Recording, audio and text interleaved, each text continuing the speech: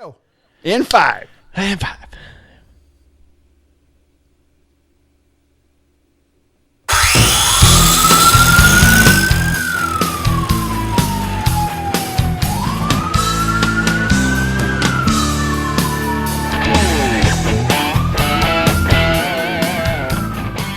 Hey, there's my buddy Brandon. I'm not supposed to talk to strangers. Stranger danger. Stranger danger. Stranger. Hi, buddy. Hi. Oh my God, it sounds so good to hear that song. No. I wanted to let it roll because I miss it so much. I'm like a rock that sucker all the way to the end. All like 30 seconds of it. The whole 30 be the best 30 seconds of your life. So I tell her it's the best 3 inches you'll ever get. It's the best 30 seconds. I don't know what that means either. I don't think we can explore that too much on YouTube. Otherwise, we're gonna get like a Oh warning. yeah. Well, this one of my 2 YouTube stations isn't getting monetized, so whatever. Yeah, but I'm pretty sure you want it to get monetized at some point, right? Yeah, all we need is split the whole 967 dollar. more 967 more followers to just click on the follow button. Get there. It's 1,000 followers and 4,000 watch hours. That's a lot. I don't know if we're gonna do that. It took me years on my other YouTube channel, but it's finally been accomplished. I'm monetizing on Morazzo Woodworking.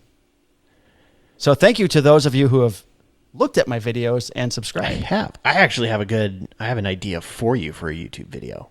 Awesome. I'll take it. I think one of the things I was disappointed about not hearing from you, because we were talking in the pre-show that I texted you on occasion and then I didn't hear back from you. One of them was when I did the video of the sign I made you and you didn't even respond. You're like, I don't know. I watched it. I sent you a link. I did, and I clicked it, and I watched it. But I didn't know that because you never said anything in the text. I have no idea if you even watched the video. I did, I promise. Did you I leave a thought it was comment? creative editing how you got the... No, I don't comment on YouTube videos. God damn it. I just don't. I'm sorry. I watch them on my phone or my iPad or my TV, and Okay. I'm just not going to comment on things. Did you Like subscribe? I got to feel pretty convicted to get on there. You're like the and say star of the something. video. I'm not. I did like how you kind of edited together, like the part where you can tell that we've been teared up. No, thanks. Yeah, I had to finagle the ending of it because there was more stuff on there. But Well, yeah. you know, yeah. I thoroughly enjoyed making that project for you, and have since made a Cowboys one, as you know, for Jonathan Back. And then Mine's better.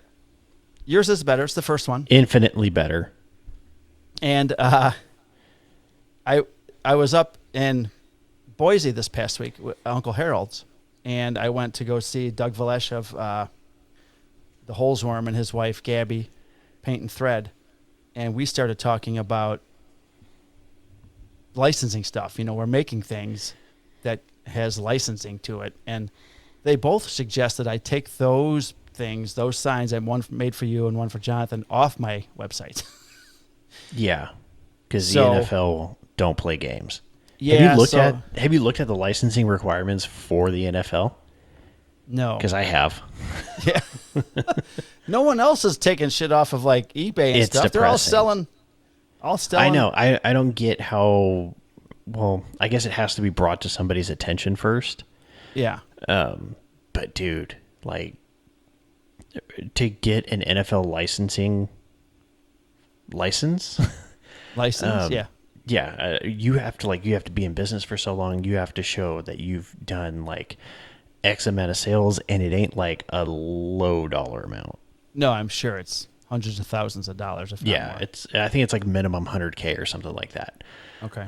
And it's all this other stuff. I remember reading about halfway through, and I go, "Well, this will never be a thing." Yeah. Right. So I'll just have to illegally make copyrighted shit and don't advertise No. on my Here's website. what you do. Here's what Oh, I right. watched a video, and this is how you can get around it. So Okay. yours is going to be a little bit trickier, but like I think I for some of mentioned the this to stuff them, but see if I got it right. is if say somebody were to buy like a 49er decal, right? And A decal or a digital file? digital, they buy the digital file that's Okay. officially licensed. Right. So the NFL's already gotten their money for that.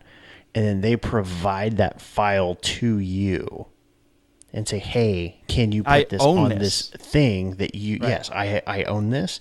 I am paying you for, like, say, the signage portion. I would just like this image put on it, this image that I own put on there. And then you could do that for them. They're not buying a football thing or a Chicago Bears sign. They're buying a sign and having you put the Bears logo on there that they have already purchased from the NFL or an officially licensed dealer. Or someone on Etsy that just makes the files. Whatever, it's not your problem. Right, I don't care where they get it. You received the file from somebody. You acted in good faith. Right. So I think I brought that up to Gabby and Doug. I said, this is how my buddy Brandon told me I could do it. And that's the scenario. And I think that is like you're walking right up to the line. Right over the ledge. We'll see. So, I think I'm going to take those down. But those of you that do like those signs, I know that we're supposed to talk about this stuff in the woodworking portion. But, you can always email me and we can do it on the side. So, yeah. So Custom we'll get more order. into that. Right. More into that in the woodworking portion. I just got back from a week in Idaho. I had a potato. It was very good. We went to a steakhouse. Uncle Harold took us to Chandler's Steakhouse in Boise. Ooh. It's phenomenal. I've been there. Have you been really? to that Chandler's. Yes, my grandma lives in Boise. Oh, that's right. I forgot. Yeah, Chandler's, man. To that steakhouse. It's a good steakhouse. Friday night. I've also seen the blue turf. Oh, yeah. Well, when we first went, like in 2010, he took us down to the Boise State campus, and I got a picture of Kim climbing the fence, pretending to go onto the field because we couldn't get on the field. But I got. Oh, she pretended to climb the fence. She was climbing the fence. Well, no, I mean she like, climbed the pretended fence. to climb over. I did. Did you climb over? Yes. And you got on the field? Yes. No one chased you. Well, I mean, it was the middle of the day and there was nobody out there. See, Michigan, you can just walk onto the field in Michigan. Yeah, that's cool. I mean, I don't know if I could have walked onto the field from some other point, but we were driving around the campus. Yeah. And I see the fence. I go, hold on, I got to do something. Oh, boy. Because my wife is a Fresno State alum. And for anyone that's a fan of the old WAC, the Western Athletic Conference, Boise State and Fresno State are like, they butt heads. So I ran out there into I think that's the north end zone, and dragged myself across like I was a dog dragging his ass on the carpet. And then I ran back over. Anybody get any video of that? Besides I'm security? Sure there is somewhere. I'm sure it exists somewhere. Did you, now this was hopefully before you were a police officer. Oh yeah, this is way before. I think I was still in the military. Okay. That's good. There's no... So, backgrounder missed that one. Yeah, he did. Although these days, I don't think that meets the bar for disqualification. Probably not.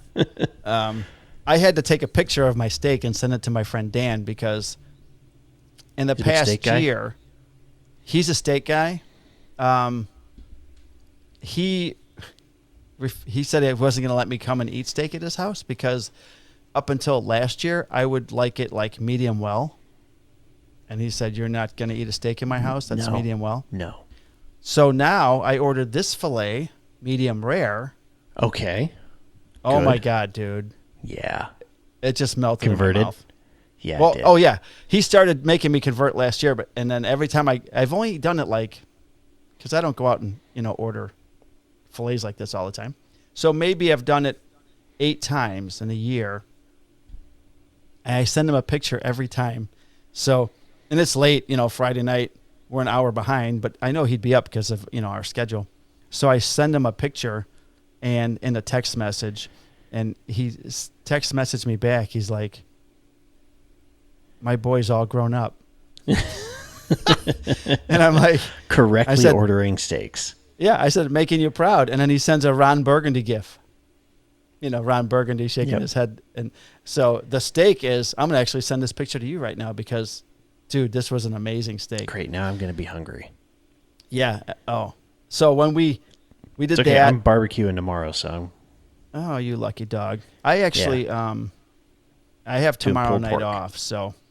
Oh, I love pulled pork. Love me some pulled pork. So we spent the week in Idaho, and visiting with Uncle Harold, which was fantastic. And every time I go out there, it's so nice to see mountains. You get to see that stuff all the time. I don't. If I open my blinds right now, I could actually see a small mountain range off, separating the valley I live in from the valley I grew up in. Okay, very cool. Not me. I could, I don't. Yeah, you're up in the northern plains. It's nothing great up here. So I know. anyways. I used to live up there. There's a pretty girl behind every tree. At least that's a slogan in North Dakota. So I've got some stuff that happened leading up to my days off that we'll talk about. But you said we're going to pick 2 or 3 things. That's a damn good looking steak. Right, dude?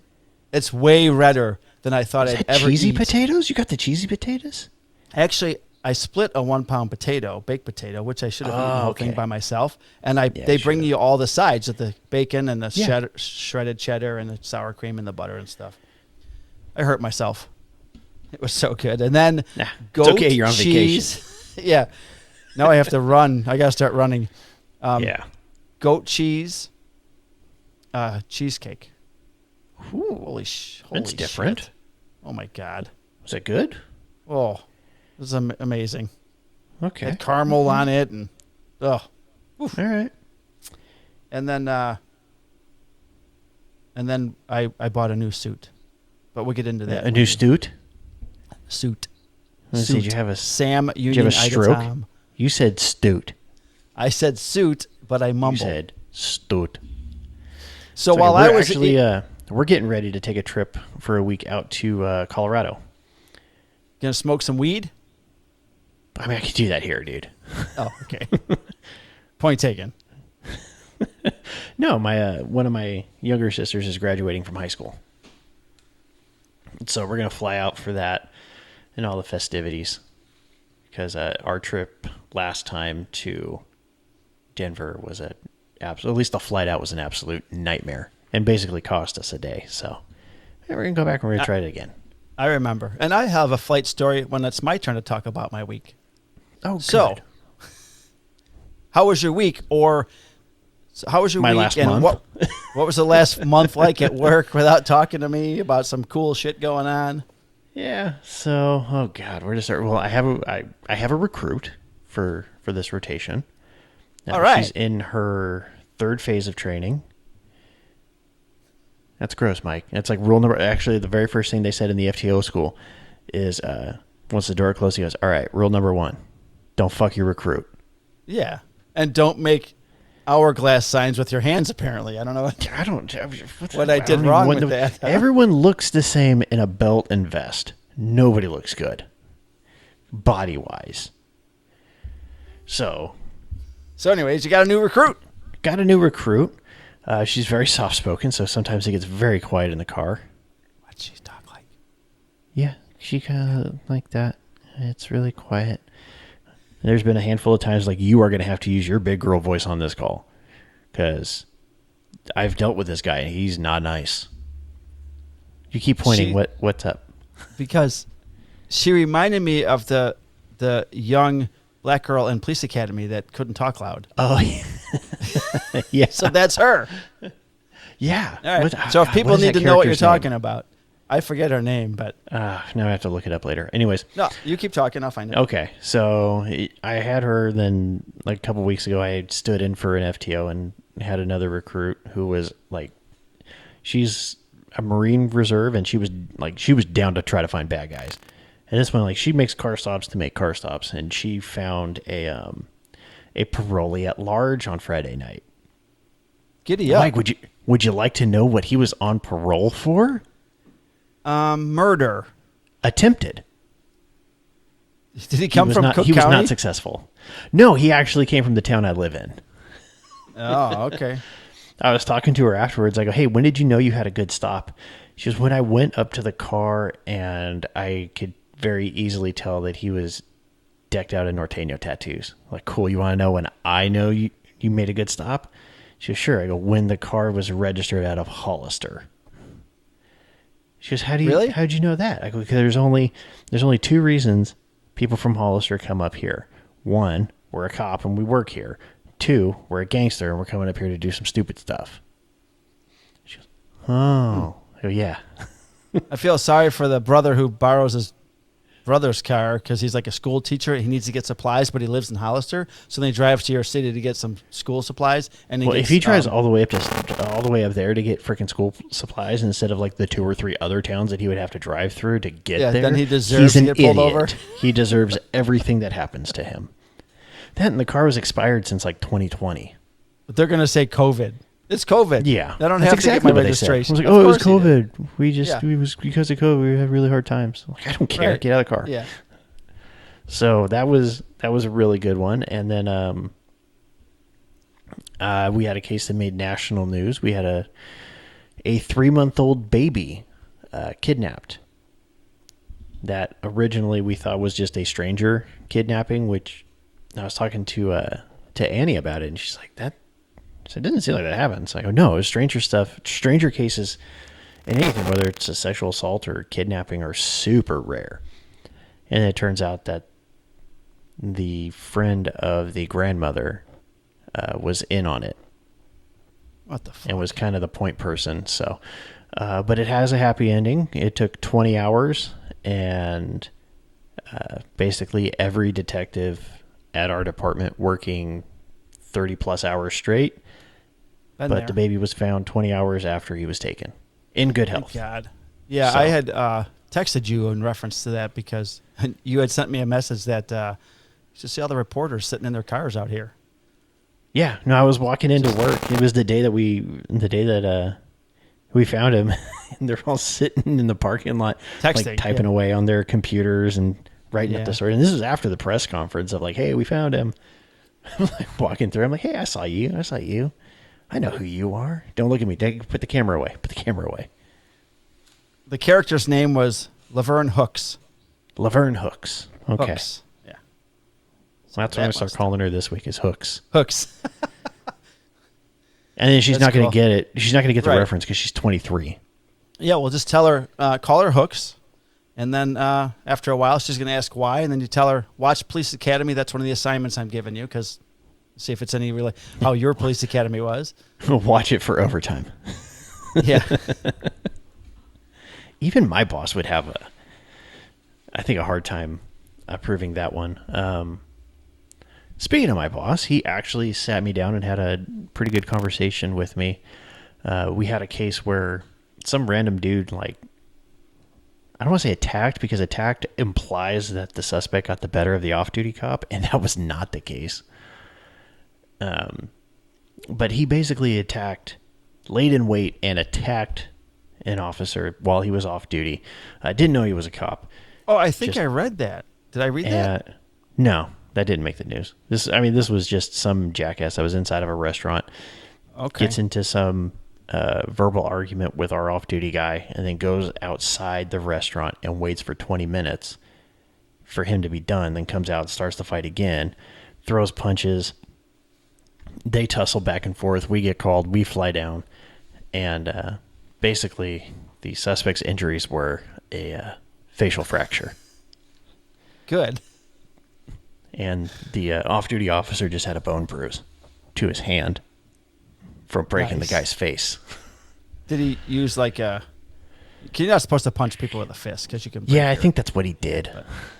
But okay. You know, it is what it is. But anyways, my sergeant pulled me aside afterwards, and he looks at me and goes, you handled that really well, kind of managing the scene, because that was too big of an event for the recruit to handle on her own. So I stepped in and managed it. No doubt. Yeah. And he pulled me aside and he goes, you need to take the sergeant's test. Oh, just right off the bat, you can just go take it? Or is there a time? Well, it comes ours around is every 2 years. So often. Yeah, ours is every 2 years as well. So he goes, you need to take the next one. And I laughed. I said, I'm not making that mistake again. He goes, what? I go, that completely derailed my military careers. I promoted too fast. Well. So I like doing things still. As much as I would love sit behind target with him and manage things from afar. I mean, our sergeants, some of them are still pretty busy. They do a lot of work, and it's up to them. They can do that. So I don't know if yours is just strictly supervising and you can't. Well, they try to do be stops and arrests and stuff. Well, you can, but then say you make a stop and it's a good stop and someone's going to go to jail. Well, now you got to pull one of your guys off the street to transport. No, you don't. You fucking transport them. Well, unless you don't have a cage car. We don't have a cage car. Our sergeants don't have cage cars. Okay. So yeah, one of your patrolmen. I mean, you know how many guys when my boss Jimmy, before he got promoted to lieutenant, was our sergeant. You know how many guys I transported for him? He was arresting people every night, and I wasn't using the car myself, so I'll transport him because I'm not arresting. You're probably anybody. Okay with that. Well, yeah, whatever. I'm not ready to hand over that. It depends on what part of my movie I was in when he called down the stop and gets an arrest. See, I'm not ready. I'm not ready to do that. I still enjoy stuff. I still enjoy training. I want to go into some sort of unit before I promote. Yeah, the whole training thing, when I mentioned that I had stopped at the PD to pick up a squad or have someone drive me to the airport, and I met the two new recruits, and I introduced myself and said, I'll be one of your FTOs. And then one of my buddy goes, or not, if you're still here by the time they get out of the academy in 3 months. Oh. And I thought, oh, yeah, I guess maybe I won't be if things break a certain way. So, whatever. So what else happened? Those are really the 2-3 big things from That's it. all We you had got? a couple. Give me one more. Yeah, we had a couple kind of low-level protests, but they didn't turn into anything. Cinco de Mayo week is coming up, so that's going to be fun. I'm off on the day. I'll work that weekend, so I'm sure we'll get caught up. I'm working it and swing shift, and I'm so excited for this because instead of during like Cinco weekend, we work 12-hour shifts, all three across the board. Days and mids will handle calls for service, and swing shift. Entire swing shift is designated as a mobile field force that we go and deal with crowd control, all the crazy fun stuff. Yeah, I remember you told me that. To do. So I get to actually do it from the swing shift side versus coming in and just getting absolutely hammered with calls for service. That'll be fun, and I'm happy for you. My recruit's not looking forward to it. I asked her, "Are you ready for Cinco? It's going to be fun." She's like, "I've heard all the stories," and she said, "It does not sound like fun." I'm like, "Oh, it's fun. Don't worry." The young people, the younger officers should like all that shit. They should, and I think they will guys once that they don't want anything experience to it. do with it anymore. I think it's like this for a lot of people. Is they get it in their head of like, "Oh God, it's gonna be busy. It's gonna be this. Right. It's gonna be that," and then they get out and they're doing it, and it's like, "Oh, this is freaking dope." If I never work another New Year's Eve or 4th of July, I'll be happy. I love working 4th of July and New Year's Eve. You know why? Everything gets beat infoed. Not with us. People only call for the fireworks. They don't call when they're beating the crap out of each other. They call if somebody gets shot or stabbed. That's it. Yeah. So you're just blathering your calls on the beep. Yeah. Done. The call comes out and the sergeant looks at it and goes, "Yeah, beat info." We've got gunshots in this area. Yeah, beat info. It's fireworks. We've got two bodies in the street. They're struck by fireworks. Yeah, beat info. Yeah, they're drunk. Yeah, they're drunk. They'll wake up eventually. Yeah. And if not, guess what? They're not getting any deader. They're not going anywhere. They're not going anywhere. And we had another fatal crash. Did we talk about the double fatal I went to the other month or so? Two people crossing the street got smoked by a truck. I don't remember hearing that one. So two people were crossing the street in a marked crosswalk. Sounds like a joke starting. Yeah. It wasn't it's not, the punchline's not funny. Not good. No. Some guy in a newer GMC just boom. So two individuals, were they together? Yes, a mother-daughter. Both adult. And it's like, it would be like the daughter's like your age and her mom. Okay. Recently moved to the country from mom was visiting from India or something. And gets smoked by this truck. That's very sad. Was the guy drunk? Yeah, probably. He left. But hit and run, deep yep. death. Yeah. So we I think this one was bothering us, so we spent a little bit extra time getting camera footage and stuff, and we're able to get really good video of the truck, have video of it, of the whole accident taking place. It took about a day to ID the truck and the driver. Did you get a picture of the driver? Yes. You can actually see him in the truck. We have security footage that puts the driver behind the wheel. Truck's in custody. Driver is on the run.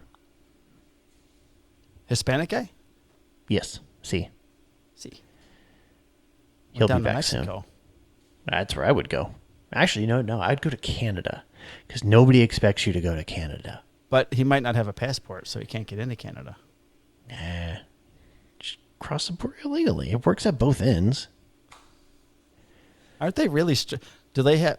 Last time I was up in Canada, Jesus, the Bulls were beating the Knicks coming back from 2-0 when we went out to the Niagara Falls, and then we just drove across into Canada. But we didn't...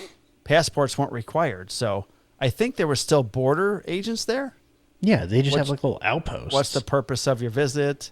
So you can't just get into Canada unless... Well, yes, you can. I'm sure you could jump a fence somewhere. What am I saying? Well, I don't think they even have a fence. We don't have a fence. Just walk through the woods. From North Dakota right in. Yeah, just keep freaking going. Just go north. And if you see a guard check, go to the left for... We're not telling people how to avoid authorities. If you're trying to escape the law. If you want to go to Canada, go to Canada. Do what you want. Just don't ask me to bail you out, because I'm not going to do it. All right.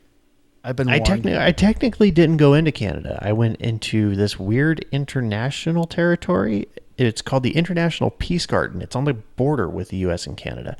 It is not owned by the United States. It is not owned by Canada. It is shared by both. It's weird. Where's that?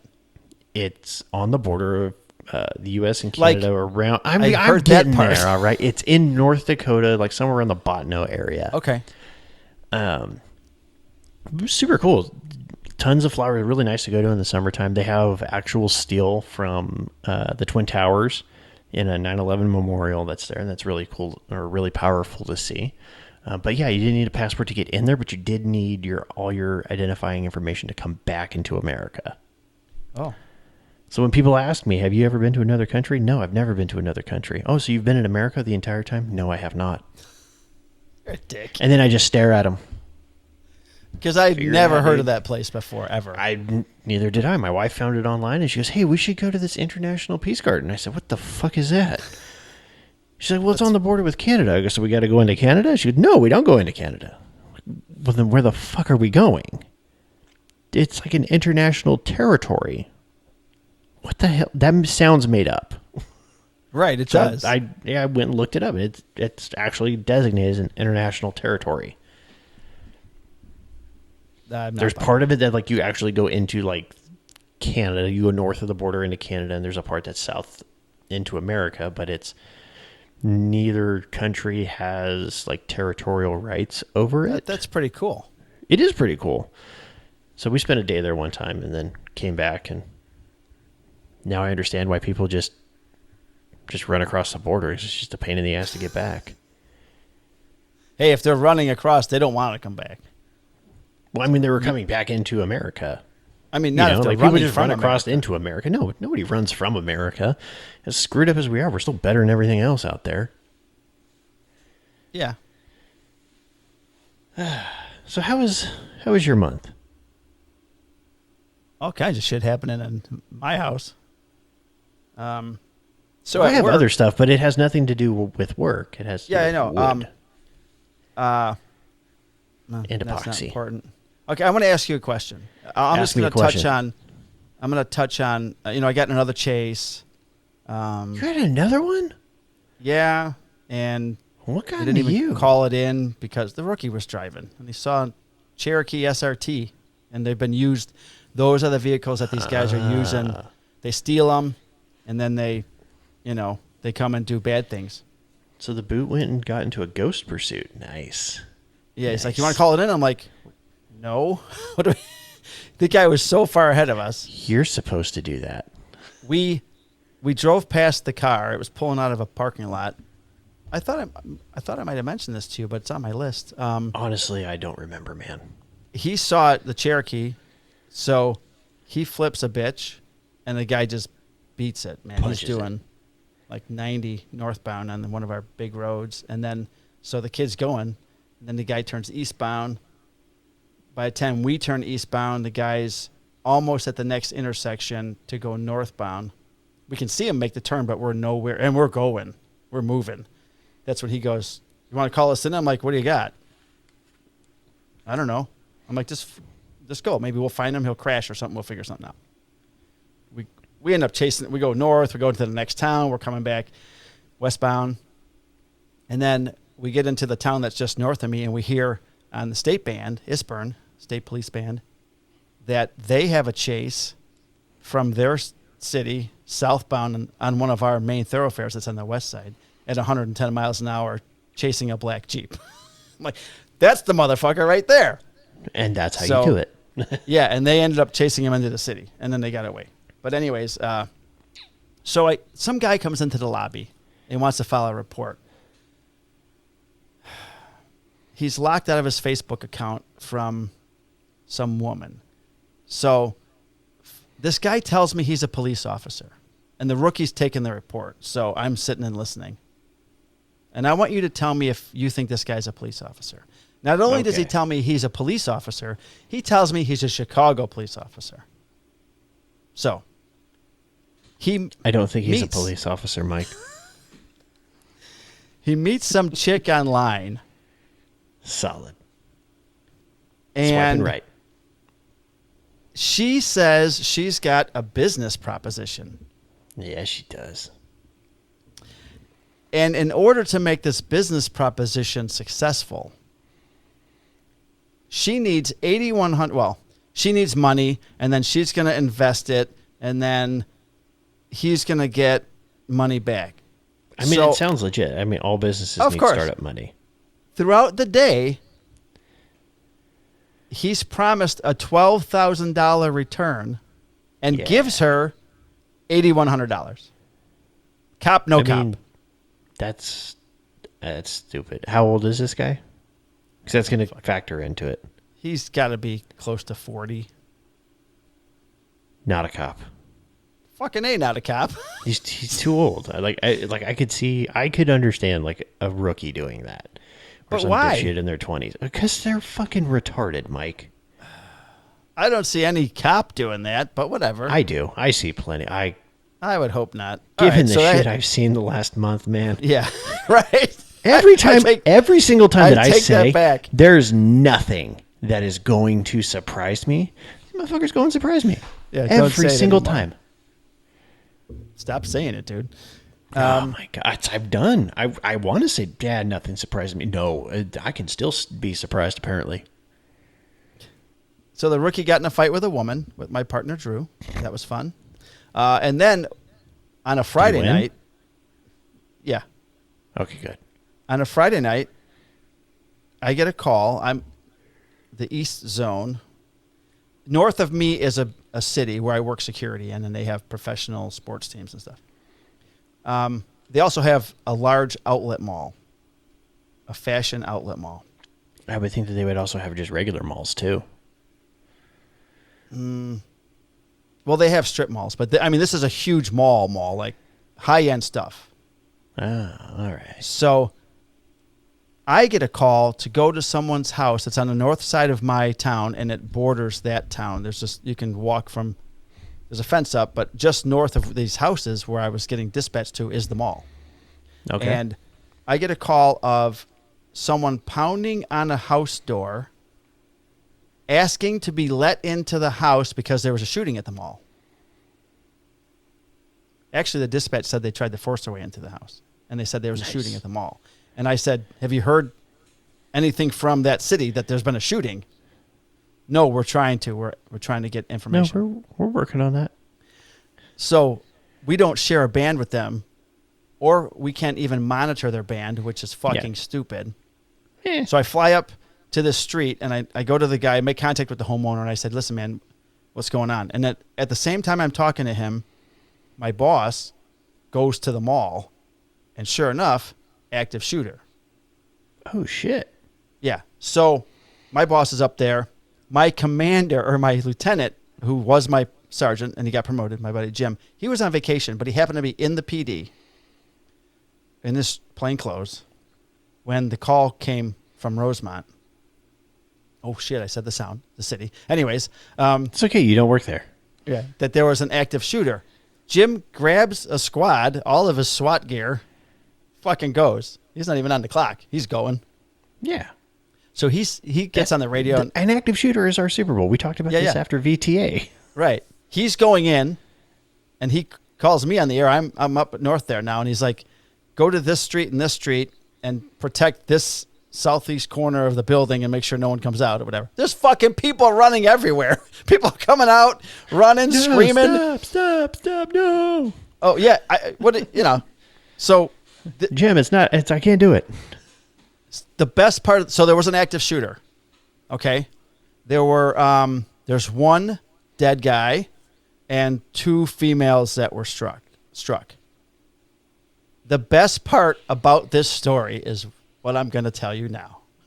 Oh, tell me now. So anyways, they get away. The shooters.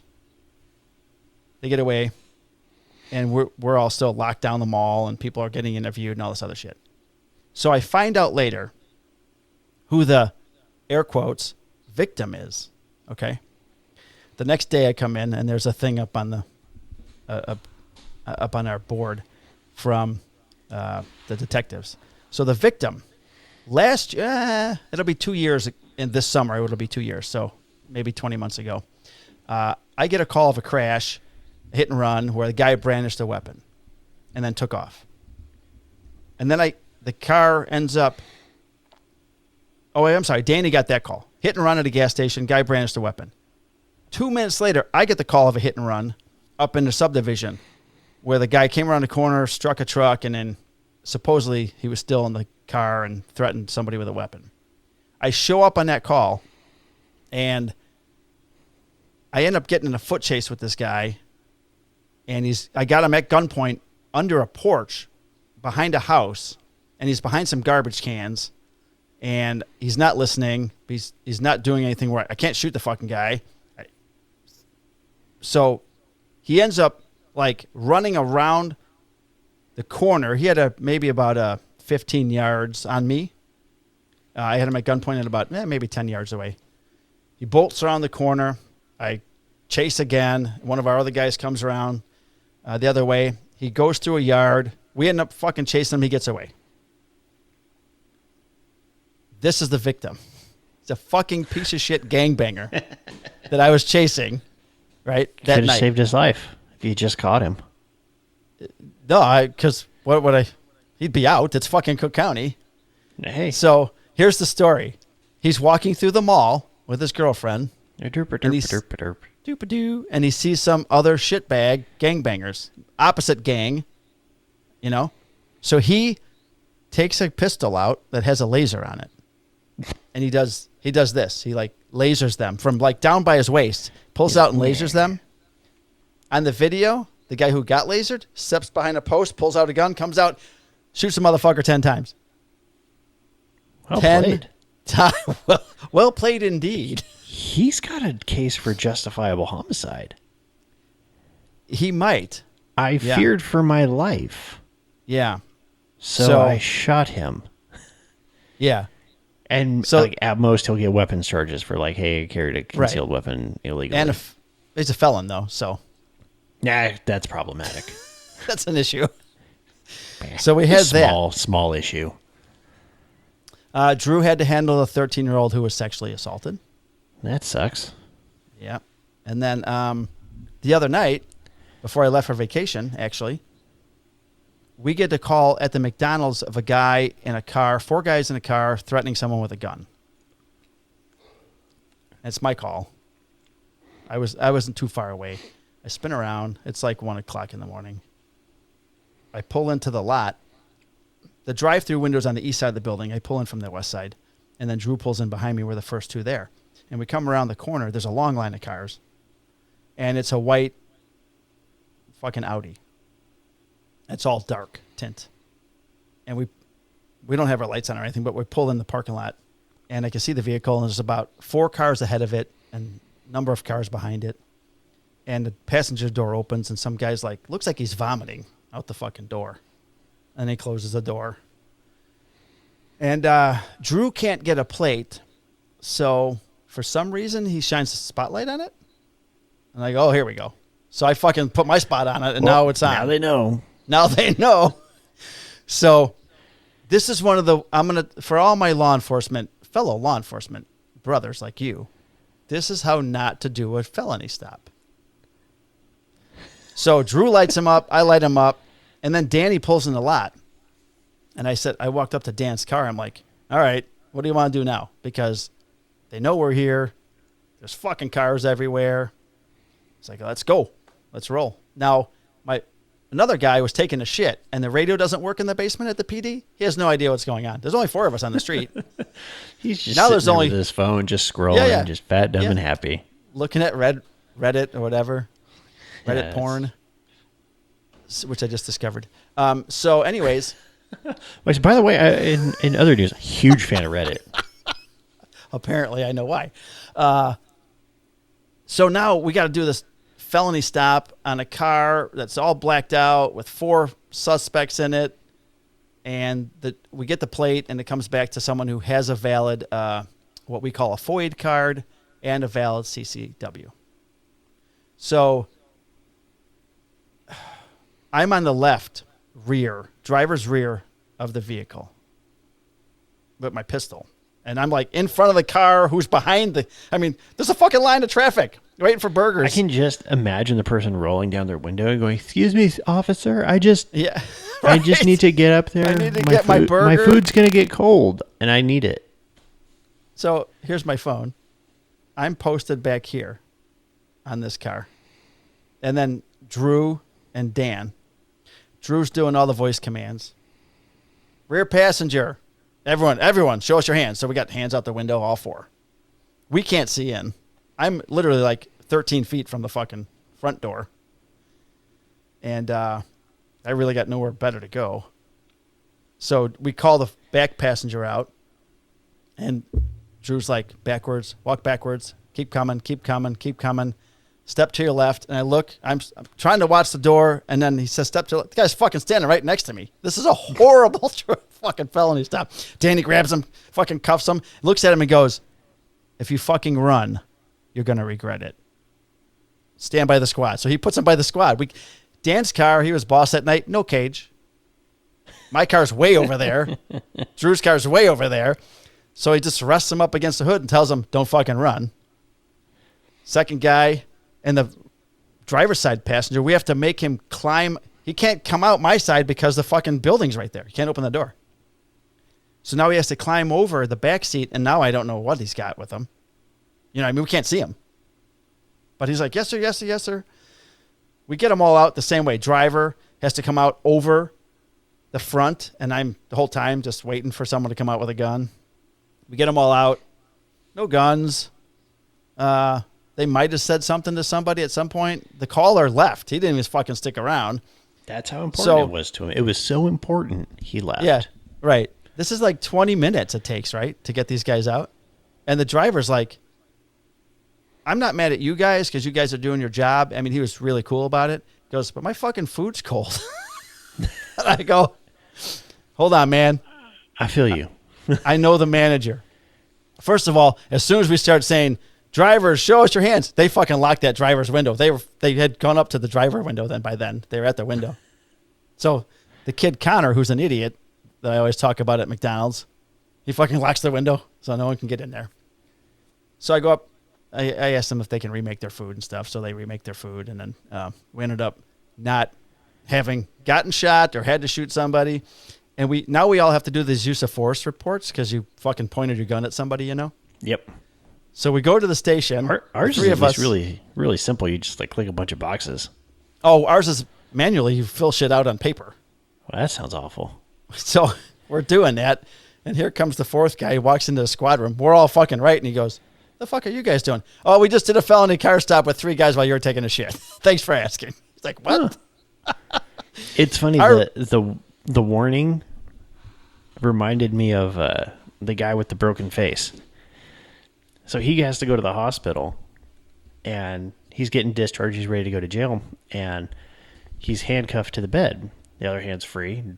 We got to now cuff both hands. Right. And he's been being an asshole the entire time. So I come up to him. I go, hey, dude, my name's Officer Silvera, and here's what's going to happen. We're going to uncuff you from the bed. You're going to put both your hands behind your back, and we're going to cuff you up, and then we're going to go down to jail. If you don't do that, if you do anything other than that, I'm going to punch you in the face. Where? In the face. Nice. In your broken orbital bone. That's where I'm going to deliver a punch. Do you understand? Yes, sir, I understand. Okay. Are you going to go with the program? Yes, sir, I'm going to go with the program. But then we get him all the way out there. Then nurse that's helping us walk him out. We close the door and take all this stuff from the nurse. And he goes, I like your style. I go, hey, I go, fair is fair. I go, right. This whole thing, I had to go to our, twice a year mandatory training per the state. And the big thing they want us to do is start giving use of force warnings. Hey, if you don't follow commands, force may be used against you. That's what I did. I even told him exactly what force would be used against him. Right. So, and as far as I'm concerned, I feel like I am the poster child for this. I'll have to have you come in and tell. No, that's what we do, right? I'll tell him, I will break your arm. You're in the hospital. Your stay will be longer, and you'll still have to come to jail. And these people are going to be super pissed about it. Right. So, since we spoke last, the Batman came out. Yes. The movie. Okay. Seen it 4 I've times. heard Already. mixed reviews Oh, no. Don't about listen to it. anybody. Okay. It's fucking is amazing. Is it really that dark? You mean like filmed dark? Like hard to actually see things? Not if you're in a theater or all your lights are off in your house. Okay, so I have to watch it at nighttime. I ran it in the shop one night with all these lights on. I couldn't see shit. Couldn't see anything. Okay. Couldn't see anything. Good to know. But it's good. Dude, I downloaded it yesterday from my trip home, and I was watching it on my phone. I have the soundtrack. I'm constantly playing it in my car. The fucking movie's amazing.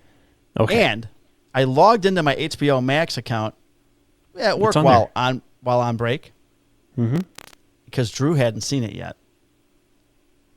So it took us 2 nights to watch the movie while we were at work in the squad room because we get halfway through the movie, we get smash and grabs. 2 fucking burglaries, same crew's back, ripping ATMs, same fucking places that are getting hit. We're normally parked in those parking lots now. So the next night, we try to finish the movie. 2 more smash and grabs. We're like, we can't watch the Batman at work, god damn it. Too many bad things are happening. Yep. So speaking of stuff like that, I mentioned in the pre-show, I tempted the beat gods. Oh, yeah. So a little bit of backstory for context. I've been on this team since December. And there's a gas station, a Valero gas station at a major intersection that has a like fried chicken restaurant in there. It's called Crispy Crunch Chicken. It's very good. It's really good. So one of the nights, someone was like, dude, you got to get some of the chicken. It's really good. I'm like, okay, cool. Get it. We go back to our little kind of hidey hole to eat it. And midway through it, we get a hanging. So we fly down there, deal with it, come back, eat cold chicken. A couple weeks goes by, and I'm hungry. I'm like, oh, I'm in the area. I'm like, oh, grab some Crispy Crunch. Grab some Crispy Crunch, and as I'm driving to go eat it, a suspicious package call comes out in my beat. Backpack, wires coming out of it. People are concerned. Left on a sidewalk somewhere? Yeah, just left in a parking lot. So I get there, and I've been to these calls before. It's a backpack with headphone wires, charging cables hanging out of it. Until it's not. That's, why would this be here? And I look around and I see 1, I see 2, I see 3 cars that have been broken into. Okay. I got that. Damn it. Cold chicken. So we swore no off. more chicken. No more Crispy Right. Crunch chicken.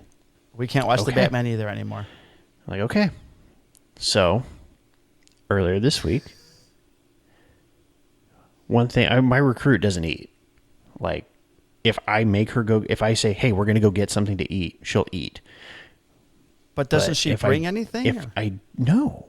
She says, I eat before For I a come to work, 10-hour shift. And I eat after. I'm like, I have a friend that does that. I go, that's dumb. But ours are 14 hours by the time you travel. So I got Yeah. a friend that won't eat at work. So we finish up a call, and I look at her and go, all right, we're going to eat. What do you want to eat? She goes, whatever you want. It's fine. I go, no. One of your graded categories is problem-solving decision-making. Make a decision.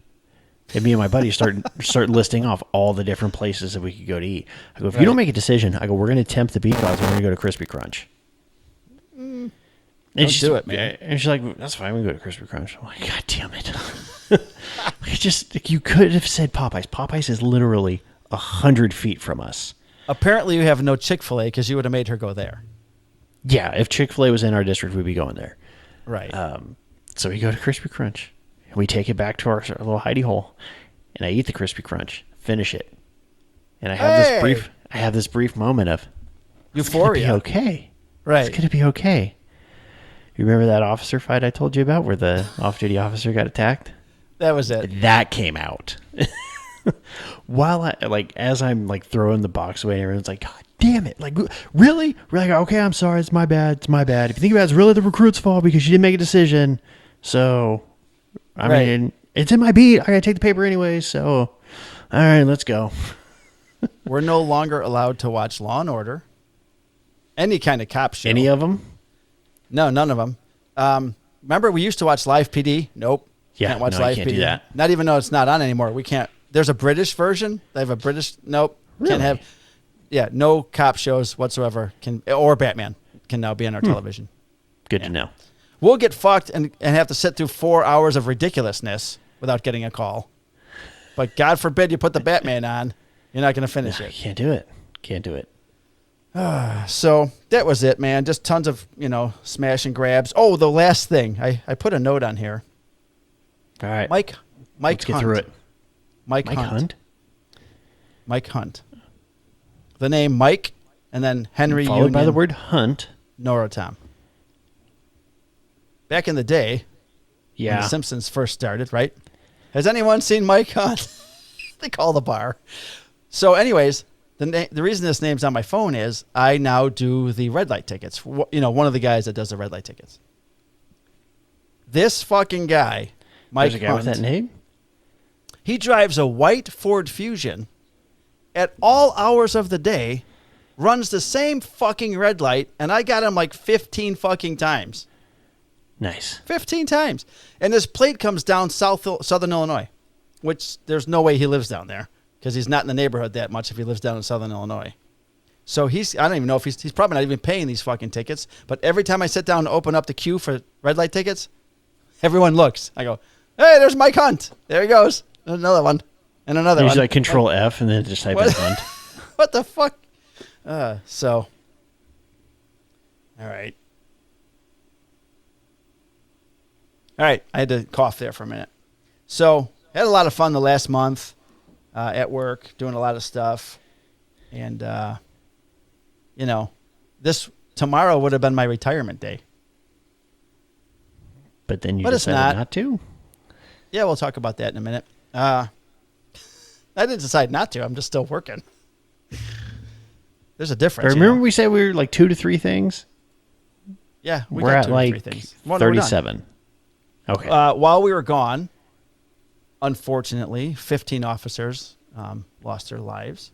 So I'm going to ask you, we can just do the names and just what happened. I mean, not the description, the name, the date, and how, and then move on.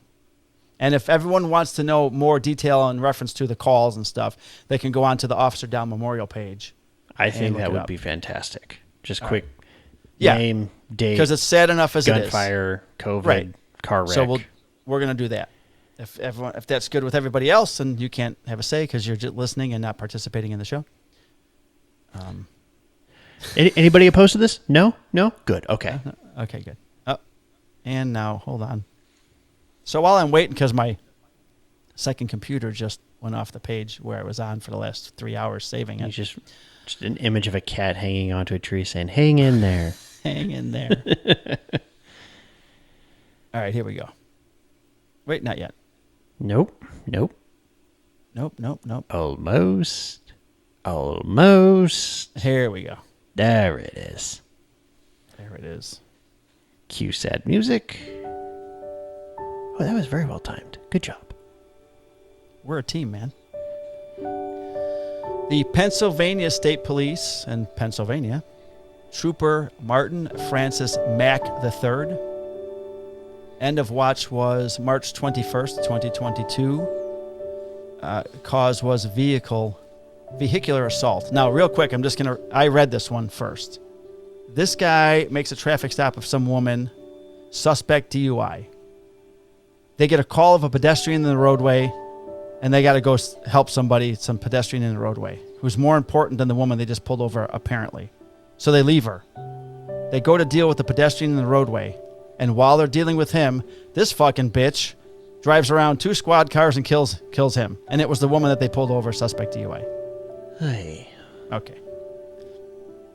Yep. Special place in hell. Yeah. And then his partner, because 2 of them were there, Trooper Brandon T. Siska of the Pennsylvania State Police. He was also killed in that same incident on March 21st, 2022. From the Everett Police Department in Washington, Police Officer Dan Roca. End of watch Friday, March 25th, 2022. Cause was gunfire. From the Franklin Police Department in Tennessee, Police Officer 2, Jeffrey Herndon Carson. End of watch Saturday, March 26th, 2022. He died from a heart attack. From the Hamilton County Sheriff's Office in Indiana, Deputy Sheriff Douglas Warren Sanford. End of watch Tuesday, March 29th, 2022. Cause was COVID. From the Houston County District Attorney's Office in Georgia, Investigator Donald Richard Crooms. End of watch Wednesday, March 30th, 2022. Automobile crash was the cause. Bluffton Police Department in Ohio, Police Officer Dominic Francis. End of watch Thursday, March 31st, 2022, from a vehicle pursuit. Lebanon City Police Department in Pennsylvania, Lieutenant William D. Lebo. End of watch was Thursday, March 31st, 2022, from gunfire. Harris County Sheriff's Office in Texas, Deputy Sheriff Darren Almendarez. End of watch was Thursday, March 31st, 2022, from gunfire. Henrico County Police Department in Virginia. End of watch Thursday, March 31st, 2022, for Police Officer Trey Marshall Sutton from an automobile crash. Cedar Bluff Police Department in Alabama, Sergeant Christopher Michael Vaughn. End of watch April 1st, 2022, duty-related illness. Harris County Constable's Office, Precinct 7 in Texas, Deputy Constable Jennifer Chavez. End of watch Saturday, April 2nd, 2022, from a vehicular assault. From the Ohio County Sheriff's Office in Kentucky, Deputy Sheriff James Jerry Critchlow. End of watch was Wednesday, April 20th, 2022, from a heart attack. From the Casey Police Department in South Carolina, Police Officer Andrew Barr. End of watch Sunday, April 24th, 2022 from gunfire. And from the Knox County Sheriff's Office in Illinois, Deputy Sheriff Nicholas D. Wiest. End of watch was Friday, April 29th, 2022 from vehicular assault.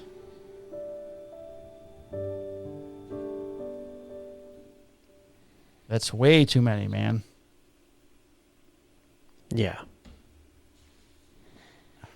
All right.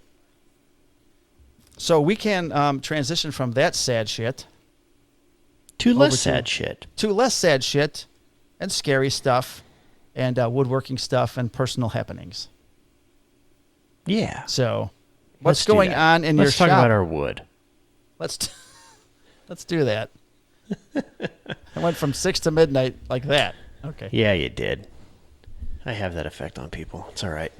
Yeah. You're not the only one, Mike. Thank God. So, let's see. I finished the cat credenza. That's what I'm calling it. Cat credenza. I C have squared. no clue.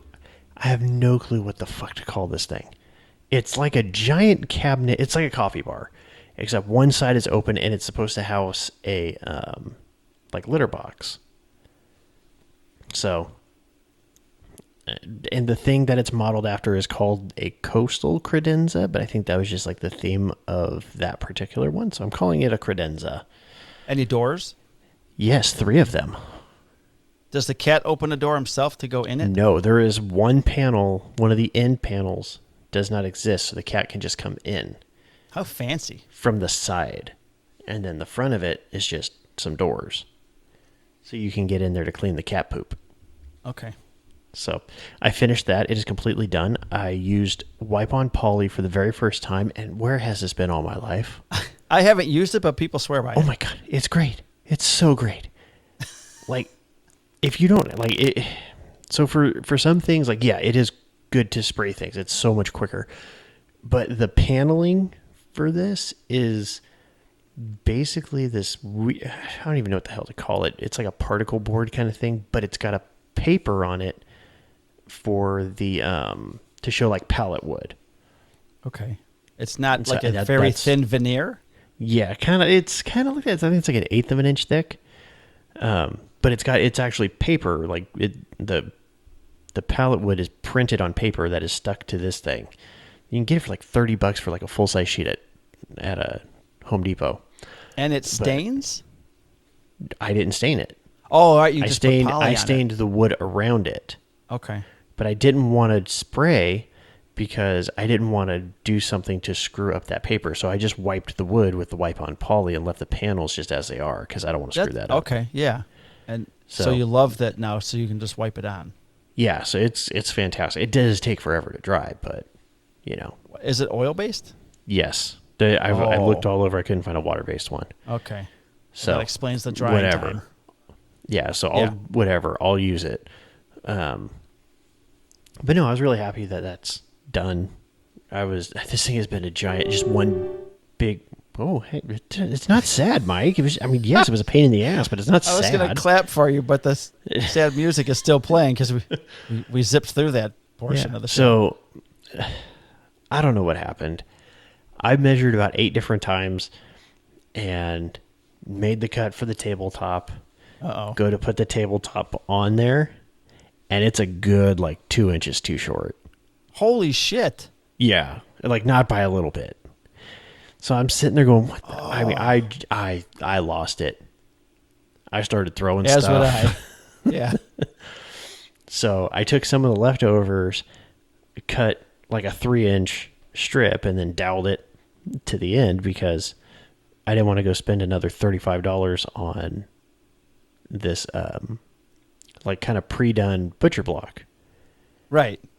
So I was like, no, we're just going to fix it. So it's fixed, and that was stressful. And then to get the panels in my car, I had to have Home Depot use their panel saw to split them down the middle. Okay. Which would be fine, but then they weren't quite tall enough to reach where I needed it to. So I'd have to take them through the table saw again and cut another strip off and then use Starbond to like tack this thing together. Oh no. Just it's been nothing but one thing after another. Like not catastrophic, but a bunch of like death by 1,000 cuts. Yeah, right. So That's, it's finally pain in the done. ass. It's ready to be delivered. I can't wait to get this thing out of here. But I actually kind of made a decision in the middle of all this I'm going to not focus on big projects unless it's for the house and for my family. Right. You're not going to pimp yourself out to do big projects. Yeah. I mean, if somebody's willing to pay, like, I think this is, if she doesn't need me to deliver it, it's going to be about almost $600. Okay. If you deliver it, then do you have to rent a truck? Yes. Well, Like I from could Home Depot probably for $20. Well, no, the Home Depot here doesn't print trucks, so I'd have to get a U-Haul. Or a U-Haul pickup truck. Yeah, I usually do a U-Haul pickup truck. Yeah, and okay. that runs about $150. Yeah, by the what? time I drive all the way there and back, Oh yeah. so it's like 100. It's like 100 miles round trip, and I got to put gas in it. So I told her like a delivery fee is Yeah. going to be $150 minimum. Oh, easy. Right. Yeah. So, because I also need to get a bunch of I need to get 3 full sheets of MDF and a sheet of drywall because we're starting the kitchen counters, and the backsplash. Yeah, baby. And I'm a big fan of killing 2 birds with 1 stone. 3 if I can really. If you So, can, if you had if the I most could really swing powerful it. slingshot. Yeah. So on the way back after dropping it off, I would stop by Home Depot and get all that stuff. But That makes sense. it's going to be up to her on if she wants it delivered or not, which I wouldn't. I would find somebody. I mean, I could probably fit this thing in the back of Annie's SUV Right. and deliver it up there. But if I need to get stuff from Home Depot, I'm going to just get a truck. So, but in the middle of this, I decided I'm going to stop like kind of focusing on like trying to do furniture and tables and stuff like that and just focus on smaller things, quick turnaround stuff. Because for Easter, I don't know if you saw this stuff going around social media of these empty tombs. People would basically cut out 2 to 3 pieces of wood, kind of or very freehand kind of waves in it to make it look like rock, stain it or paint it or whatever they want to do with it. And then they'd have like another piece cut out off to the side and have one of the original 3 pieces notched to represent the open tomb, right? So I started doing a couple of those, and I saw a huge spike in Etsy. That in the last 30 days, that one product has been viewed over 300 times. And I think I sold 4. Good. But I sold 4 in like a week. Good. So I'm going to try to focus more on like less on stuff like this in my background. For those of you listening, it's the little Peloton shoe rack thing, and more on like smaller things like signs. Like I've been experimenting doing signs, whether it's engraving through paint or stain. And then now I've kind of bumped it up a notch to where I'll paint it, I'll cover it in tape once it's dry, engrave through the tape, and then paint that, and then peel it all off. And it looks actually really good. Are you using Aura Mask or are you using like blue painter's tape? Blue painter's tape. Okay. So, and that's been working fine. I got to get a little bit better at taping because I did have a little bit of bleed through. But no, I've been having fun doing that, and I think there's going to be a lot more signs to the Etsy shop pretty soon. In fact, I'm even thinking about switching over to a website. Although it's one of those things that's a catch-22. Yes, I don't have to pay 20 cents every time I list something, but I have to drive all the traffic to that site versus Yeah, I'm going to Etsy talk brings about that. Etsy brings in a ton of traffic for me. Like just looking at the back end analytics, Etsy brings in 80+% of the traffic to my shop versus, me pushing stuff out. I just don't have time during the week because I work and then I sleep and then I go back to work. Wait, what's that like? Yeah. Well, dude, it's so good. It's so good to get even on the days that I only get like 6 hours of sleep, which is typically where I'm averaging, I wake up, I feel fine. I have my cups of coffee and I'm good. Versus To midnights, be I would get 6 hours of something. sleep and feel like dog crap. Right. And that was if I got 6 hours. So that's going to be one of the big changes coming up in the near future. Is I'm going to probably go through, take some stuff off the Etsy site, and then focus more on small things like cutting boards, charcuterie boards, stuff like that. And starting probably this coming weekend, the kitchen, the countertops, the epoxy countertops are going to finally happen. We have the epoxy in hand. We have the backsplash in hand. We have the kitchen sink in hand. And now it's just time to do it. Time to pray. Pour and pray. Pour and pray. Good luck. I'll be looking forward to seeing all that progress. It's gonna be fun. We're both pretty excited for it. We're both very nervous. I've been studying stone coat countertops. I'm gonna shout them out as long as this stuff is good. If it sucks, then I'm gonna rave. Retract everything. I might have to stand up for that rant. No, we've been watching their videos on how they do stuff, and we are going to mimic that. I mean, that's the best way. Of our ability. Right. So that's a win. Yeah. So, I mean, we're both pretty excited, and it's just a matter of doing it now. And then we went with, I don't know if you've seen these. It's a subway tile backsplash, but each tile is beveled on all four sides. Yeah. Yeah. It looks super cool. I like it. Yeah. It's but a cool look. The big debate we have now is, are we going to go white grout or a dark colored one? White is my preference. See, I think I was leaning more towards the darker color to really get a gray. contrast. Yeah. I've done both. I've done white tile with gray grout and white tile with white grout in the new bathroom up here, and I really like the all white. Okay. But I like the white and gray look as well. I think that's where I'm leaning, because that'll tie in also with the grays that are in the epoxy. That makes sense. So, I'm getting my design hat on. Giddy up. I'm trying new stuff, because Annie actually made her first sign.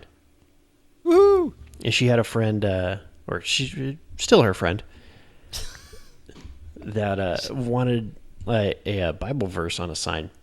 So she just picked my brain a little bit. Do you think we could do this? Yeah, sure. Paint it all up, and then she used the Cricut for the saying, and like some of the, just weeding out some of the stuff in the letters is just such a freaking nightmare. Oh, I know. I wanted to ask you then. So she used the Cricut. Did she use the Cricut to just do the letters, or did she use the Cricut to remove the letters, put it on, and spray or brush it? So she didn't use it as a stencil. She used it for the letters. The actual, okay. And that's what I wanted to do. Yeah, and honestly, I really liked the way it looked. It was a pain in the ass with the weeding font. that stuff sucks. Yeah, well, I mean, there were some, like, my son has it on his sign that I did, and I was like trying to peel off the masking tape, and it's like having to get in there. I actually was using Cricut tools, the little dental pick thing. Yeah, I got it. to get all this stuff out. Right. It's a slow, tedious process. Yeah, I think it took me, on my son's side, it's about 1 foot by 1 foot. I think it took me about an hour to get it completely weeded. Yeah. But I think putting the letters on took us probably a good 90 minutes. Okay. And it was so big that we couldn't like peel everything off at once on the transfer tape. So we were having to do it in sections and then reline stuff up. Put it together, God, it was so stressful. But I like my new way with the laser, because then I just click fire on the laser, and then I go do something else for like 2-3 hours, like work on other things, and then come back and it's done, and then I just paint it and let it dry. Right, and I can do the same with the CNC if I just put over the film and engrave it and then paint it when it's done. So I got a bunch of signs I want to make. I got a list on my phone. It's got to be 30 signs. I have a list of, I think we're going to do a lot of, at least coming in the near future, we're going to do a lot of Bible verses.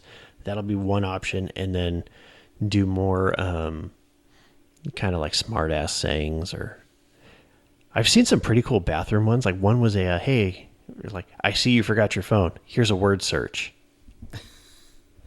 So, Yeah, you guys steal some ideas too. oh, I'm going to steal the shit out of stuff. Like just Yeah. ideas and then put my own spin on. No, I'm not going to plagiarize. Right. Don't come after me. So what's besides this giant kitchen island? What do you got going on? Dude. Yeah, so when I delivered the 5-foot flag, the Big ass secretary, flag for those of you following along. the at big home. ass flag, yeah. Didn't I put that in your video? Probably.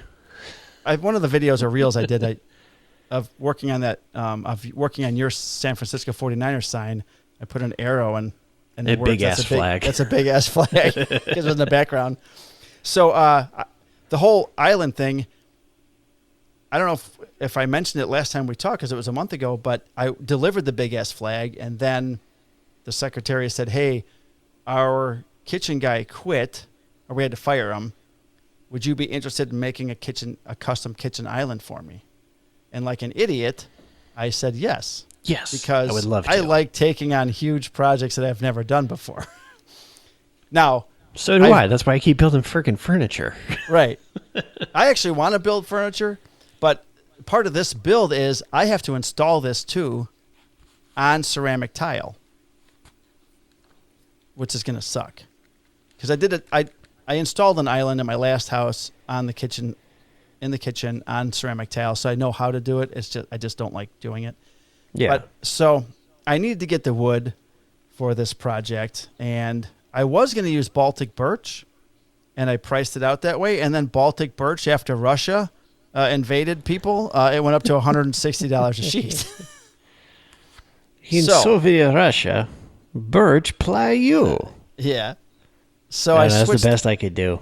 I switched the wood around. So I get all the wood and get it home, and then I start working on it. And I'm just going to do the carcass, and I have to break shit down with the track saw right in the garage. I get it broken down, and I start working in the shop. So I got the back of the island ready. In the center, I want to put a router. I want to put router a dado because I want to inset the center shelf, and then the support shelf, and then there's going to be 2 shelves inside, but the panel in the center. So I got everything up. I'm using my little Ryobi palm router with a good bit in it that's made for plywood. And my mistake, I set the bit depth at 1/4 inch instead of full depth. because I'm an idiot. So You went instead full of send. instead of sneaking up on it, I'm going all out, right? So I buzz it. I get halfway through. I got my track saw as the guide for the square-faced plate, of the router. That's Yeah. good.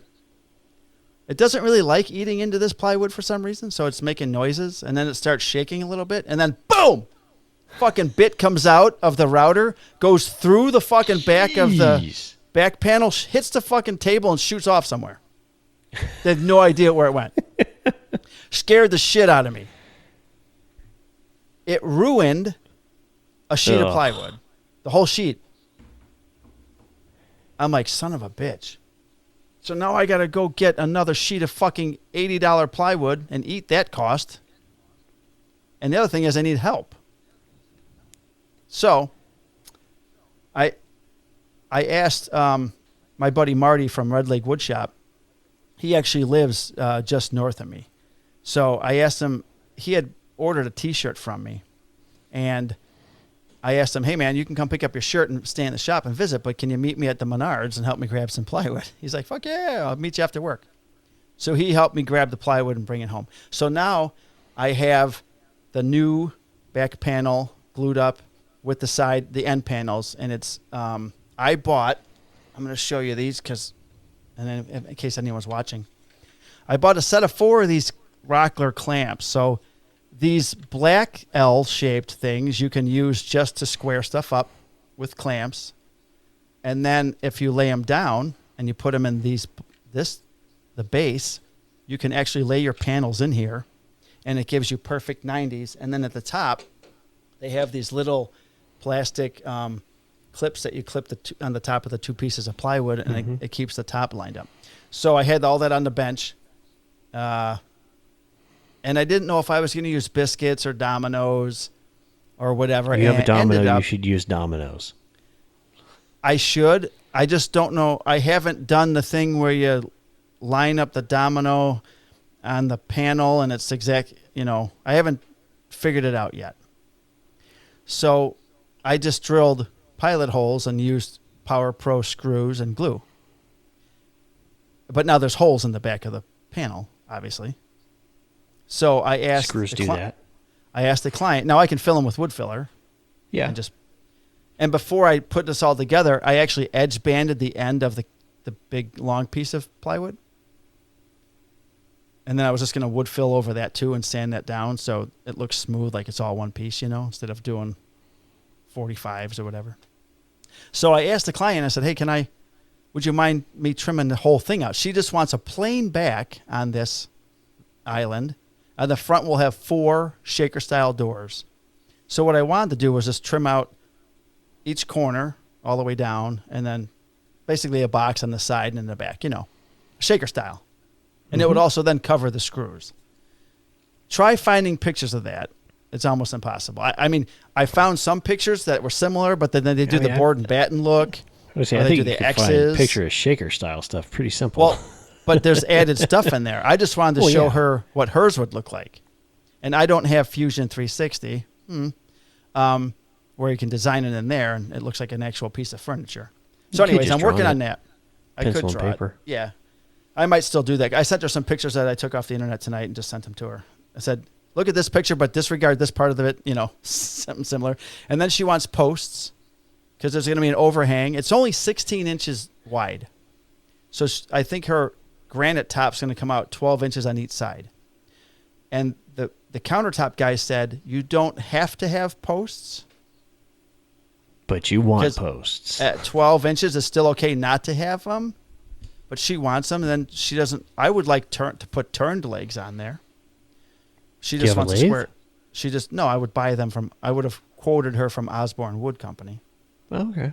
You can buy some turned maple. So she just wants them square, and then she asked me if they were going to be attached to the island. And then the last thing in her email was, "Oh, the floor was laid by the same guy who we fired for the kitchen, so I don't know how flat it is." Like, oh shit. Yeah, so anyways, you're gonna have fun with that. That's gonna be a fucking nightmare.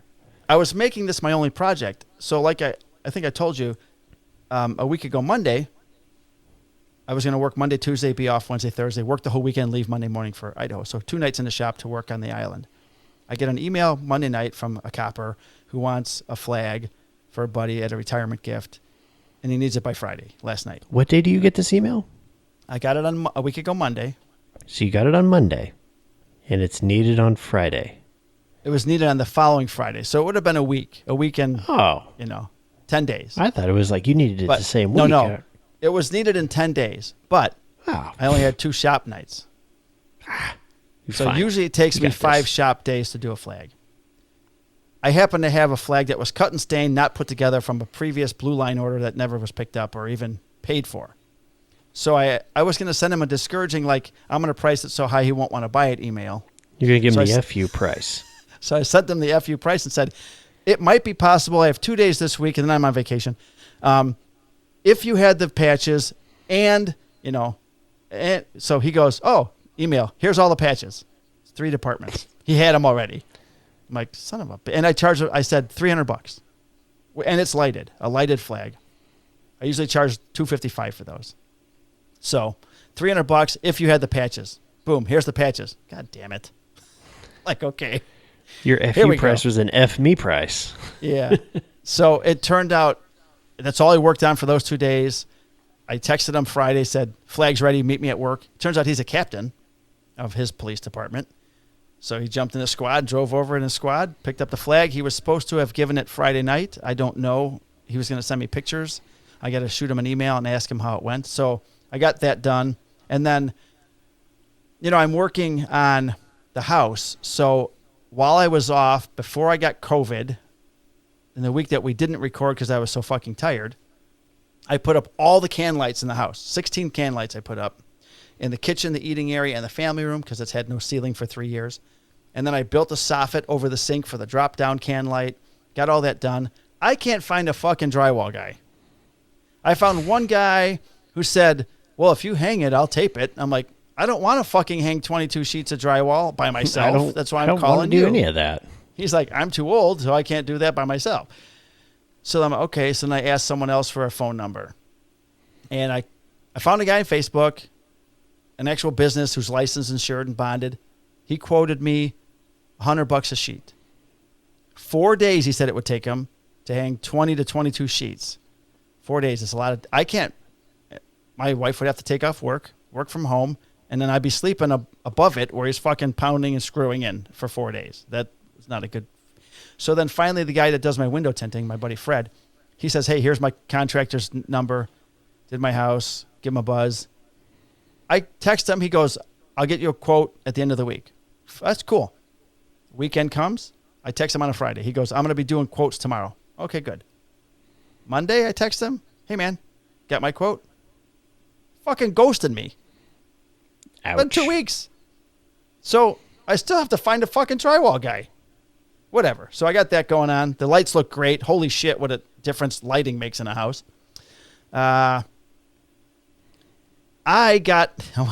wanted to tell you, I had a boot company reach out to me and ask me if I'd like some boots. I would like some boots. Mike, I wear a size 13. The company is Brunt. You might be seeing them Motherfucker. quite a bit now on Instagram. Pull your mic back. People might want to hear you talk. He's out. He's gone. Brandon's walking out. He's going towards the door. He's had enough of me getting free shit. So, wait, he's back. So, here they get me. Can I read you the email? It's fucking or the message on Instagram because it's funny. Yeah, this is sure. An actual, why not? Right, this is an actual company. I don't know if I would send an email like this as a company person, which makes me. That's why it made me laugh. Okay, here we go. Hi, Mike. I hope you don't mind me reaching out. Love your content. Looks like you do a bunch of cool shit. That line alone cracks me up. Anyways, so I wanted to see if you'd be interested in giving a pair of our work boots a try. So he sends me the link, and I can pick any fucking pair. So I picked a pair called The Ring. They're black. And I'm hoping I can use them at work on patrol. Because they look pretty comfortable. Toe? No, that's the thing. They don't. And well, you work midnights. You can get away with anything. Well, our department doesn't make you need a... I'm a strict polished boot guy. I've never had like Converse. You can wear black gym shoes or boots, and you don't need to... You can have the Oakleys that don't get polished. That's amazing. Yeah, but I've been a huge polished boot guy. That's always been my thing. But matter of fact, I hated Danny's boots being so highly polished that I went and bought Core Fam boots, which are really fucking hot in the summer because they don't breathe. So lazy. So lazy. Yeah. So I actually gave one of our recruits a hard time because he has Core Fram boots. And I looked at him, I go, are those fucking Core Frams? Because everyone was like, oh, dude, your boots are really shiny. I go, no, don't you give him any fucking That doesn't praise. count, yeah. Because nobody else knew about it. That's and hilarious. He's in the Air Force, like, National Guard. Okay. I knew it. Are those fucking Core Frams? He's like, yeah. Like, almost like, how did you know? I go, right, like, yeah, dude, those are really fucking good. I go, no, don't you give this piece of shit any fucking credit. You better hand polish them. He cleans those with Windex. Right. Or Pledge. Pledge works Or well. Pledge, if you want a lemony fresh smell. Right. I go, this is the laziest fucking thing I've ever seen. So I'm hoping that these Brunt boots work well at work. If not, I got some great boots for the shop. I keep having the people from the Chinese company that gave me those blocks to do my painting stuff asking me when I'm doing the video. So I got to do that. And then when I was in Idaho this past week, I went over to Doug Valesh's house. He's from the Holesworm, _Holesworm. Him and his wife, Gabby. Gabby does paint and thread. She does tons of signs. And that's what I was asking. I was picking her brain about sign stuff. So when you mentioned the signs, so I got that going to be going on. And then I just have a few, as far as the shop goes, that's it for me. I'm all caught up. And I wanted to reach out and just say I started an email campaign. I asked you. You said yes. I sent out 500 emails. I'm trying to get the website set up to where when you log into the website, that pops up, hey, join our emailing list. Because I think I can turn that on. So I've imported. So far, I've gotten 88 people that said yes out of the 500. So I need to drive traffic. And you know what, Brandon? You said driving traffic to your Etsy and website. As soon as I sent these 500 emails out, which took me 2 fucking days, by the way, when I was in Idaho. So I did sit down and while I was watching TV with Uncle Harold, I'm doing email stuff. My fucking website traffic shot through the roof because people, even if they said no, they're checking out the website. You know what I mean? So I want to now design a campaign as a welcoming campaign and offer 10% off or whatever, I got to do, and then start working that in because I got my Etsy bill today and I haven't sold anything on Etsy maybe in a couple weeks. So I just don't like to see that bill go out if I'm not having money come in. Yeah. But I think I'm still going to keep it. I'm just going to keep my Etsy page instead of redirecting it. And I'm actually going to pay for marketing and stuff towards the website. I'm going to do some marketing and put it That's on my budget. what I'm thinking about doing too, at least with the Etsy stuff. Because I listened to, was it Coffee and those guys? Coffee still has his Etsy page and he still has the website on top of that. Yeah, I don't see why not. Might as well. So yeah. So one thing I'm actually kicking around doing and going to most likely do here in the near future, I'm going to go legit.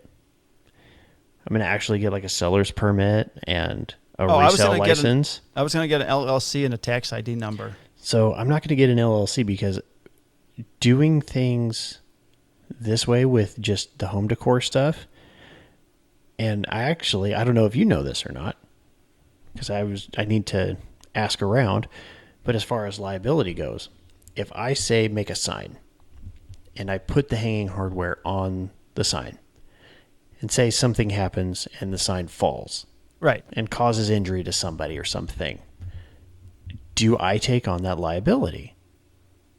For I don't hang it. I don't think so. I'm going to say no. Somebody else hangs it, but I provide the hanging hardware. I'm still going to say no. If I you bought a install picture, the hanging hardware on the sign. But if you bought a picture from fucking Menards or whatever and it falls down and crashes and kills your kid, you can't sue Menards. Yeah, and that's kind of what my thinking is. So I'm going to actually lean towards, I'm going to actually do it as a sole proprietorship. How do you get tax ID number and stuff like that? You use your social. So your tax ID number is just your social security number. All right, because I got asked for a 1099, when I did the big ass flag, and now I got to report that next year's taxes. I also want to report losses, and I want to report me buying fucking equipment for my shop. I want to write that stuff off. So I need a tax ID number. And I'm going to go ahead and actually start a whole separate bank account for Full House. Right, I did because that. everything gets like commingled and stuff like that. Right. And it makes it really hard to really look at it and go, is this actually making money, or do I just perceive it to be making money because I want it to? Right. I just did that last month, and it's been a huge difference for me already. Yeah, so I think just for tracking purposes, it's going to make it way easier. And I got a debit card. It's only used for woodworking stuff. Because usually I use my Venmo account, and I keep most everything in there, and then I'll move it over when I buy, the supplies or whatever. Right. But there's been times too where it's been like, oh, hey, let me just move over $100 or something like that for us to use.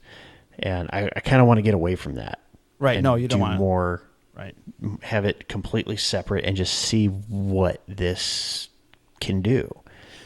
But I know I think it's like JDS or something. It's a wholesale company that you can buy. Like their big thing is like laserable products or sublimation kind of stuff. But one thing that you have to have or provide to them is a resale license. License? Oh. Or a certificate or something. I forget how it's termed. I saw it. I didn't have it, and I went, well, shit.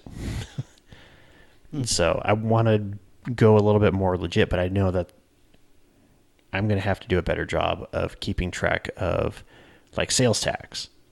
Right. Because usually I just go, hey, it's $100. Well, I actually added sales tax to the cost of this island. Mm-hmm. And then she said, it was still the quote was still kind of high for her, and asked if I could do a little bit better. Price. And I thought, if you pay cash, I'll get rid of the sales tax because no one's going to know you fucking give me money. That's so true. she said, we can do cash. And I'm like, I'll save you $300 off the list price of the job. So, and then she turned around and said she wanted a Dallas Cowboy sign for Christmas for one of her relatives after she's seen the Dallas Cowboy sign I made. So there's another customer. And then when I sent this, so I mentioned I was supposed to retire tomorrow or be retired by tomorrow. And then, that changed where I now have to find a job. So I put out 12 applications so far, and 6 of them were at Home Depot for a security specialist supervisor at 6 different stores. Haven't heard boo. I did, however, had someone reach out to one of the applications, and I had to do a video interview, a one-way video interview where you get a certain amount of time to look at a question, you get a certain amount of time to answer the question, and you get 3 takes. You record it. If you don't like it, you can re-record it, but you can only do that 2 times. The 3rd time, you have to keep it. So you can record it like 3 times and like pick the best one? No. You record it. Ooh. If you fuck up, you have to do it over. If you fuck up, you have to do it over, and that's the keeper. Or you don't answer the question. You can disregard it. But who can go to an interview without answering all the questions? And I did it right at the end of my COVID. I felt I was so sick. So I did the video, and it was only 6 questions. The 7th question was, please tell us anything you want about anything. Right before I left for Idaho, they called me while I was sleeping, of course, and asked to see me for an in-person interview now. I've made it to that point. I had my sergeant, he's got a buddy that works for that department. Initially, he reached out to him and said, hey, one of our guys is applying for this position. The position is community relations supervisor, and you're the PIO for the department. You do all the evidence stuff. You design, create, and manage community relation outings and speak. You speak at outings and you put stuff together like Cop on Top and Coffee with the Chief and all this stuff. And then what is Cop on Top? That's Dunkin' Donuts. They have a thing once a year, Cop on Top, and all the sounds police like departments. A porn thing. The cops go up on the roof, and people come and donate money for a charity, and they get mugs. Yeah, and it stuff. sounds like a porno. It's actually pretty cool. So, I'm out in Idaho. I got this. This is a huge interview coming up Thursday. It will be the day after the podcast airs.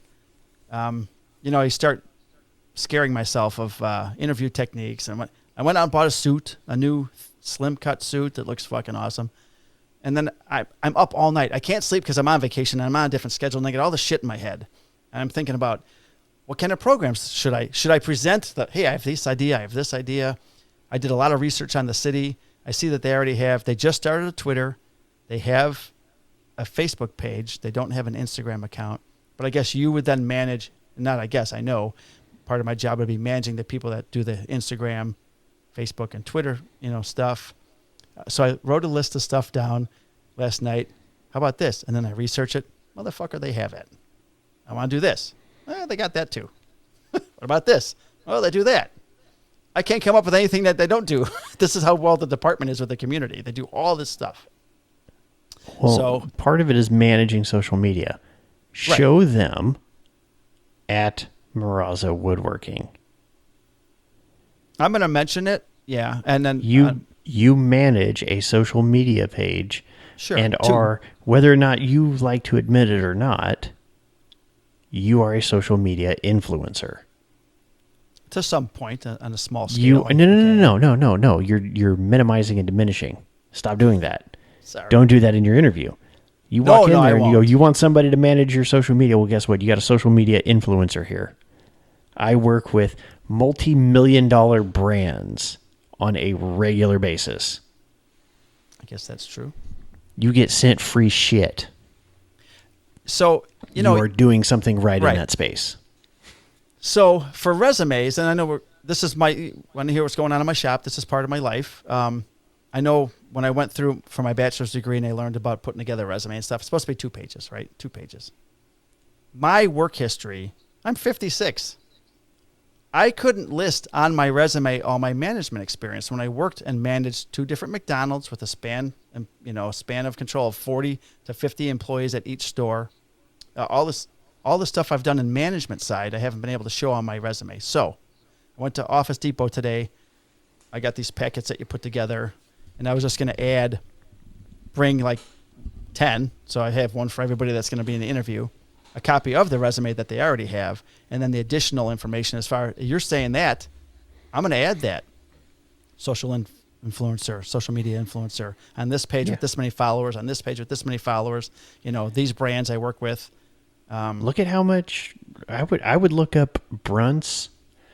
Are they a publicly traded company?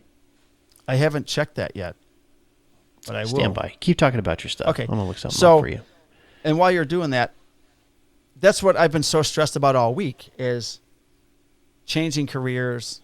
And then I think I'm going to go to this new police department, which the city's great. I think I would be good at the job. I know I would be good at the job, but part of my fear is they go in a year. Yeah, well, you're not in a union or anything. So guess what? We're going to go in a different direction. And I go, back to woodworking. So my point was, I knew I wanted to just do the woodworking stuff. But I'm not at a point where I can do that, obviously, apparently, according to somebody. So I send out all these emails. And as soon as I get responses from people I haven't talked to in years, dude, I need a flag. Dude, I need a sign. I'm like, I'm getting work orders before they've even started subscribing to my email list because now they know I do the woodworking, or they just didn't really have time to reach out to me. But since I've reached out to them, they're like, so now I got like 5 more flag orders. Like, I looked at my uncle and I go, man, if I only had every day to be in the shop, I know I could make this work full time. But that's not up to me only. So no. I'm scared. I'm excited. I'm nervous. If the worst thing is I don't get this job, I also applied for a couple other things that I'd be really good at, but I don't even know, I don't know, Brandon. I'm kind of lost. All right. Well, you want to know what Brunt is valued at as of December 20th, 2021? Yes. $18.2 million. And where'd you look that up? And they sought you out. I Googled it. I said, Brunt boot value. Okay. And then it took me to pitchbook.com. And it has other valuations that I can't see. Mm-hmm.